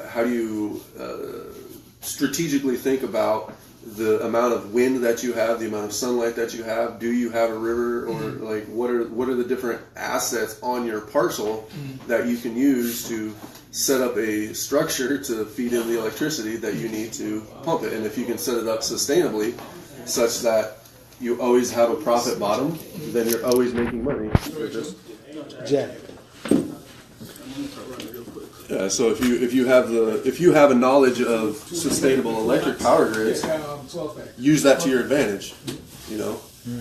Get that on lock, so you know that your power input is always at basically a net bottom, and then start getting into your mining and optimizing your mining from there. So, what are your strengths in that situation? Browser mining. Browser mining. Quick thing. Gotta introduce the homie Matt Soul City Matt. Yeah, Matt Soul City. I'm in here. All right. Back in 2014. Jasmine, we see you back over there too, Jasmine. We see you back over there. I can't go anywhere without Jasmine. To my right hand. All right. We gotta do the birthday introductions, or? Oh, you on my feed, everybody got to introduce their zodiac. So it's Team Taurus, and since we in DC, that's what we repping. So I'm Team Taurus and Aries. Team Aries. Nice. Okay. Team Cancer. Oh, what? Slow down. Hey. Listen. Y'all just kind of. Cancers all day. Well, was it 2014? Oh, man. Yeah, I think it was. Yeah. Is that going to lead to the browser mining? It's going to lead to the browser mining. Okay. But back in 2014, when I was going up and down Harlem preaching Bitcoin, right? Matt was one of the gentlemen that I reached out to. They did a comedy show. Yeah, actually, erotic poetry that's just funny as hell. Yeah. Erotic poetry and what. You still do it, man. Hey. 14 years. Nice. Okay. But they're humorous brothers, very, very funny. Right. And then 2 days ago, Addie's like, "Hey, I lost my Bitcoin. Where those Bitcoins you gave me back in 2014?" You know, it's funny. I've been looking for you for 2 years. Wow. And I was, where's this brother at? And, I don't know why my brain didn't say just go to Facebook, damn it. It's probably there. Right. You know what I'm saying? Right. I was talking to somebody, to my other partner, and I brought your name up again. And something just hit me at that point, Facebook. And then I went to Facebook, and then within an hour later, you were right there. Nice. So it is what it is. So he gave you some Bitcoins in 2014, and you can't access them? Man, that's been my story. Okay. You know what I'm saying? The story really is funny. I can't talk about Bitcoin without saying his name. You know what I'm saying? Because he was the first one to really introduce it to me, explain it to me. But at that time, I was heavy knee deep. I own a nationally broadcasting cable TV network. Okay. So I was heavily into getting the TV network off the ground. Okay. We were in the beginning stages of getting ready to launch on television nationally to 100 million homes, and I was in that in that mode of thought. And you bought up a whole lot of Bitcoin, didn't you? Yeah. You know what I'm saying? I think it's about like $10 or something like that. Okay. Was shared with me to check it out, to see how it works. Went out my brain because I was working on the TV network. True. Recently, of course, Bitcoin is All now over the hot. Everybody's news. talking about it. People still don't understand it. They still don't get it.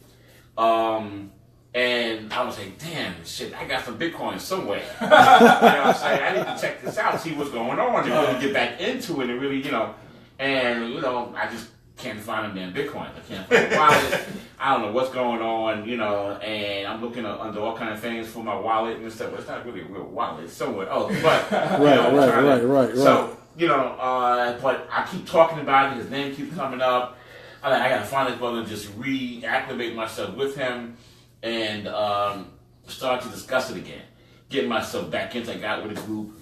Some friends of mine, were talking to me about, we found this thing. So I got in with them. Got some big, got some into cryptocurrency thing. Gotcha. We got some Bitcoins, pieces of Bitcoin, small percentages, but I'm now in it now again. I'm actively in it. I'm still looking for that wallet. Damn right. That damn thing. I'm pissed too. That's all I'm pissed. But I'm back in it again. So I'm reconnecting with another brother out of Atlanta who's an expert on it also. So ATL. We're talking about it, so I'm in it again. And I'm bringing all my friends in it, what I'm saying? I got Gavin in on it, I got everybody in on it. So I'm here. I was in D.C. for a funeral and stuff today, but I said, I got to call him. We told me he was in D.C. I said, well, sure, I'll be in D.C. this weekend.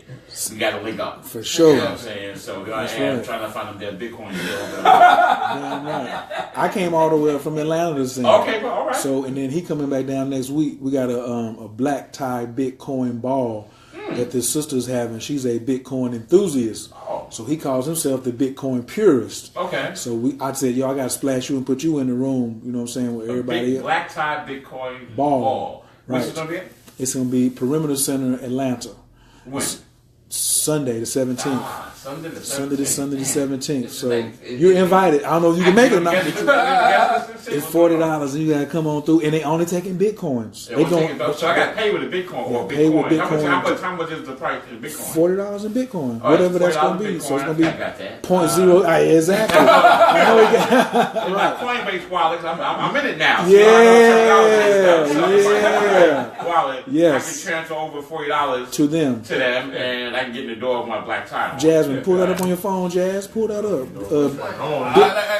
It's called Bitcoin. I don't know if I'm trying to spend it. He one of those guys. He's super fresh.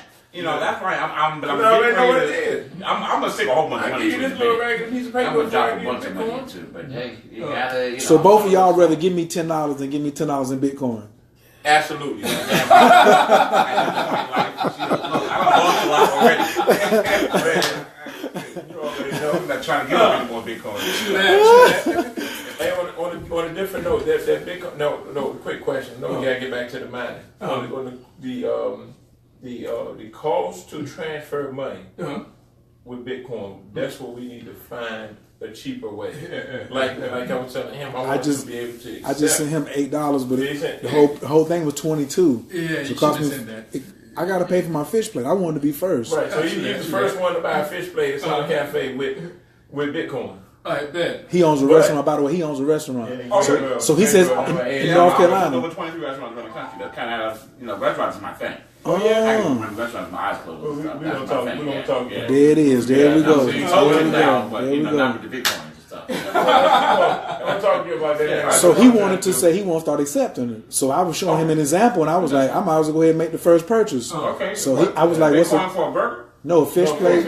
I got a fish plate, grits, and eggs. Okay. Whenever I go to Greensboro, I get to walk in. It's already paid for. So now he owed me a plate because I was the first to spend Bitcoin with I'm him. gonna send you the already paid for a ticket in your inbox in a little while. So just so because they don't know all that yet. Remember I told you. You gonna send me my receipt and all that? My crew don't even know about all that. Okay, so whatever your restaurant is too, I'm gonna buy something off of you too. No, well, I don't have a restaurant anymore. I just consult now. I sold all my joints. I just consult now. Took the money and ran. Okay. You know, so I am going to open up a brand new one soon, but after probably another 2 years from now. Okay. About the cheaper way to like if I wanted to accept Bitcoin. Of course, Coinbase is charging too much for my customers to pay for the fee to make their transaction. I wouldn't necessarily, because I like to look at it from both sides, from a business aspect and a consumer aspect. It's costing too much for them to spend with me. Very true. How do we get that cheaper? That's not going to happen for quite some time because as more transactions come into the network, it's naturally going to create a bottleneck in the network, right? And then the miners are now going to start choosing which ones to execute first based on the transaction fee. right? The problem in that is really just minors choosing to settle the highest transaction fee first. It's just like selling drugs. If there's a choice between why did people move from weed to coke? Because the profit was, look at Blow. The dude was moving all that weed. He went to jail. My man was like, if you can move the same amount of weight in coke, you gonna be going crazy. And what did he do as soon as he got out? He switched. He chose what I can make the same amount of money for the same amount of effort. So since they got a mine, why am I gonna mine Litecoin and make $3 on transaction when I can get this Bitcoin transaction and make 14 right now? Easy. Your mind is gonna say that because you have your mining set up program to look for the fastest or the most transaction fee. Is that correct? Transaction fee, exactly. Yeah. So that's what your mind. That's why the rig can end poverty. So don't think of it as you being fair. Damn, someone made $12 off your transaction. No, it was an $8 transaction. They made 14. They made $14. $22. Yeah, someone made $14 off that transaction. I hope it was my miner. Thank you, I appreciate it. Keep them going. Right. Yeah, so how does that work, and how would that be cheaper? Because it would be difficult for me to introduce. Oh, I say accept Bitcoin, and then they'll be hit with that other roadblock. It'll be really short lived if somebody comes to the restaurant and buy $25 worth of stuff, and then they have to pay $45. Very, very short. But if he got Bitcoin, he understands. So what? Yeah, if they have Bitcoin, they should be aware of the transaction fees. No, it's still not. It's not no so what, because we're trying to. It's the same way, like I said, I sell Caribbean food, so I have to educate people on Caribbean food before they get it. So then it better be good when they get it, because this was something they never had. So same way, if I'm introducing somebody to making a transaction with Bitcoin, and then they get hit with that high fee, they're disappointed. They won't come back no more. Well, look, hopefully they understand the technology, but I definitely do understand that's an education hurdle, right? There's really nothing you can do about it. It's no different than when the internet first started and you're trying to get online, you had that dial-up, and if you were in a neighborhood that had a whole bunch of people trying to get online, you slow down. Yeah, you don't know what that girl said when you asked her, do you like me? You had to wait on the answer, you know what I'm saying? You had to wait before you find out. Right. So eventually the technology is going to get better where you don't have that problem. But for now, there's just nothing we can do about the progress of the technology. Now, when the person comes to the restaurant and it comes time for them to pay, they can change their mind and say, hey, look, transaction fees are $14 right now. I'll give you cash instead. The next time they come through, the transaction fee might be 2 cents, like it's supposed to be, and they're going to be more comfortable paying that, right? But it's not always consistently going to be the 14 that he paid in transaction fee, it's not always like that. It just so happened to be that's what he had to pay right now. Yeah, because it's incredibly high right now. Because in Bitcoin, everybody's buying and everybody's selling. So somebody's like, yo, I want to get out of it before it get down to 12, and somebody was like, I seen it at 17, so I'm gonna get it at 14. So it's all kinds of traffic out there. So it was just like if you was in the city or wherever you was at on your block and you had the new pack, all you had to, if it was a bunch of fiends on the block, all you had to do is hold your hand out. I like the way you always go back to the drugs. Yeah, I know. Because it's the easiest thing. I can believe this something going on. It's the easiest thing. I've been out the loop on that so much. We've been all just using slabs of fish or pounds of food, pounds of chicken, wings, something like that. We've been all using any other kind of analogy. With these, That stuff be having me like, man. because I'm trying. This is on video, bro. Because That's no, all but I want people to be. But I want people who understand that vernacular to leave that occupation. Definitely. I want them to say, hey, I can think like this and change my product. Because before I came into weed or hard or soft, it was cutting grass. It was lemonade. Exactly. It was apples. It was whatever. I'm always moving for the next highest profit margin. I'm sitting here. But it's another profit margin. It ain't about the product. It's about a profit. You got out of restaurants. Why? Because it was too much effort for the same profit margin. Right. Now you are only going to move back into something. You look like you may be over 35, and you like, look, hey, I want high profit margins, not that much work. Right. So he done already been through that. So the same, and the guy at McDonald's and the guy on the block think the same way. They think the same way. They're like, yo, I got to get some money to take this girl out. One of them will take more risk than the other will. So that's why I always use that, because that's the lower level. And like I said, it is for our people. We have a lot of our people who is going to get mad time when all this comes. I was on the front porch, and my lady, this was right when I first quit, but she didn't know none of my stories, and she was like, yo, I seen some dudes in there, they had the money counter and whoop, whoop, whoop. And it was like, if they'd have put all that energy into doing something legal, I wonder how much success they would have had. And I was like, that crushed I was like, dang. And I thought about like how much work that went through my hands. And I was like, how much energy I went through outwitting people to make sure I was successful. And alive. And alive. And not just from the cops, Sure, from regular old folks that looked like me, wanted something to do. Right. So now I don't want people to. I always say, like from T.I.'s first album, don't be like me, be better than me.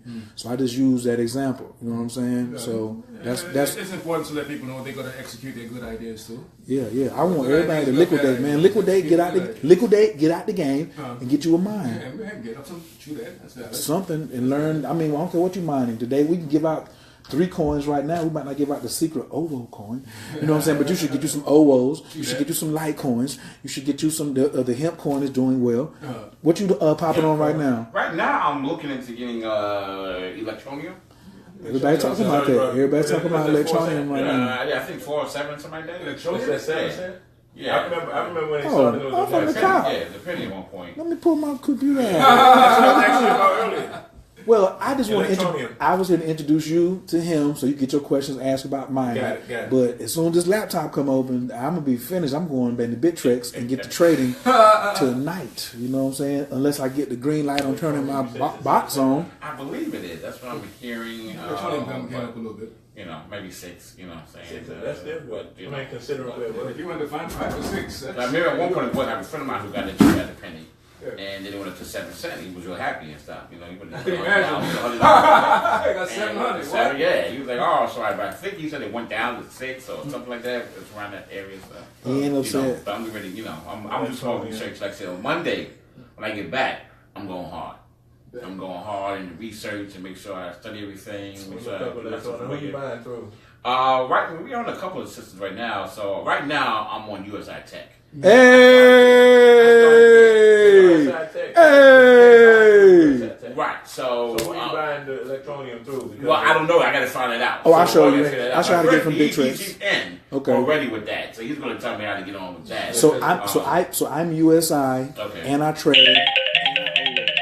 Okay. I do. So we're probably doing the same thing. So you should. Yeah. And then after you and I get really, really happy with our USI results, we'll present the numbers to Anari, so he will stop being such a skeptic. Oh, okay. Yes. Okay. Because right now he's spreading misinformation, calling them a Ponzi scheme. You are calling them. You didn't call them a Ponzi scheme. You've never heard me publicly say anything about those operations. operations. You still on there? But they are a Ponzi scheme. Yeah, they are Ponzi schemes. Of course, it's a Ponzi scheme. How do we know to watch out for a Ponzi scheme? Well, any system that requires more people to join in order for them to keep paying out, that's a Ponzi scheme. Oh, well then good. USI is not a Ponzi scheme. There we go. Thank you very much for just clarifying that. But they do require more people to join, right? No, they do not. Actually not. No, they do not. No, because they pay off of their profits from their minings.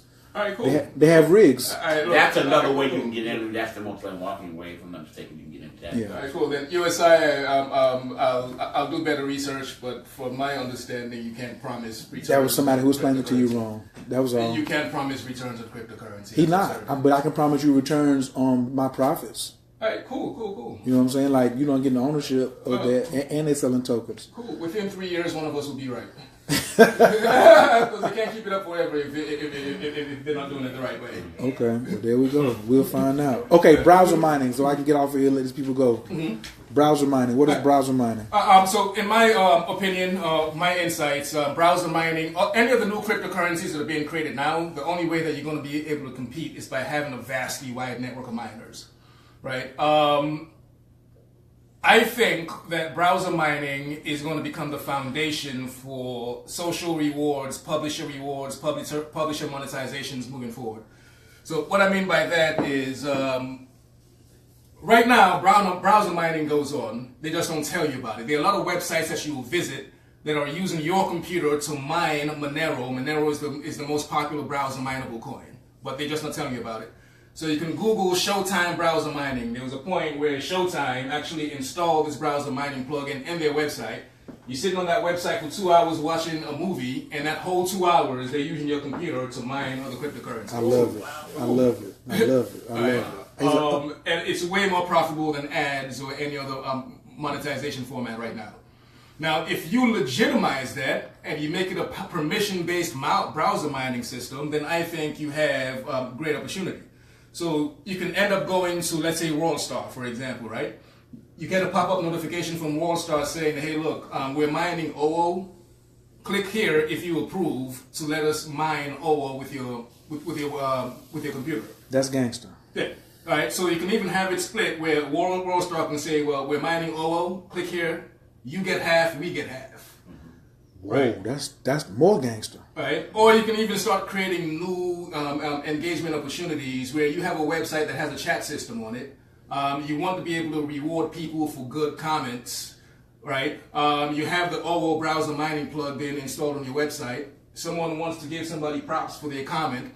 That activates the miner. If that settles a mining transaction, then that person gets rewarded for that comment. Right. This becomes an entirely new way that the web is going to operate on how you get rewarded for interactions, how publishers monetize, and so on and so forth. So I could put a browser mining in a webinar? Yeah. Oh, Jesus. That's easy. Right, Oh, but the reason why I'm very, very interested in browser mining is for the continent of Africa. Browser mining is where the enormous benefits are going to be, especially browser mining on your cell phone. Everybody has cell phones. Right. Right, and again, you have to have that incredibly vast network of miners to compete moving forward, and I don't think you're going to be able to get that without browser mining. Wow. And for you as the user, you don't have to go buy equipment. You don't have to go do anything special. You just download the Google plugin OO browser mining plugin, and you're good to go. What's the timeline people can be expecting that OO plugin?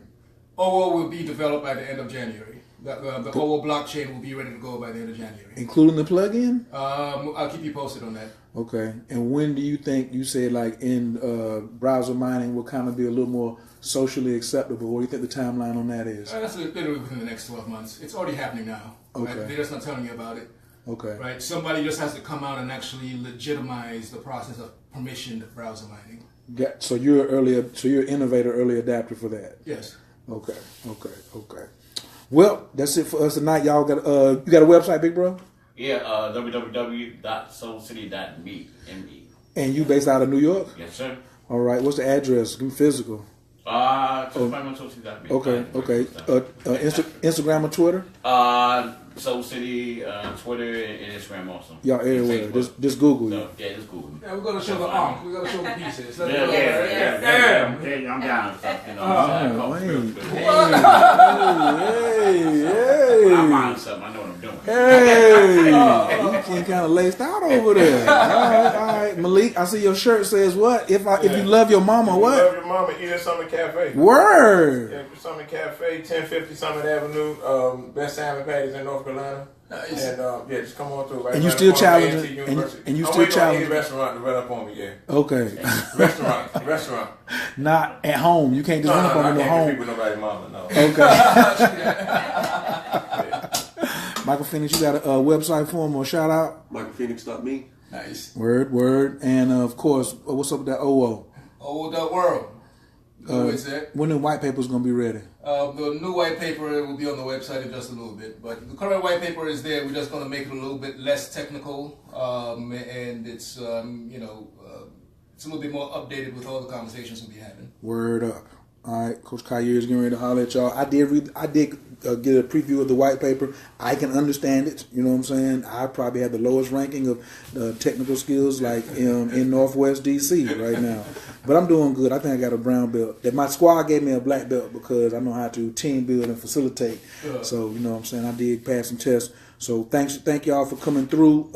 Team Aries, Taurus, Gemini, Cancer, Leo, Virgos, Libras, Scorpio, Sagittarius, is Capricorn, Aquarius, and of course Team Pisces. The other day I left out the Capricorn, so I'm gonna get yeah. You got to be able to name them. So we're gonna get at y'all in a minute. I'm gonna holler at y'all. Peace.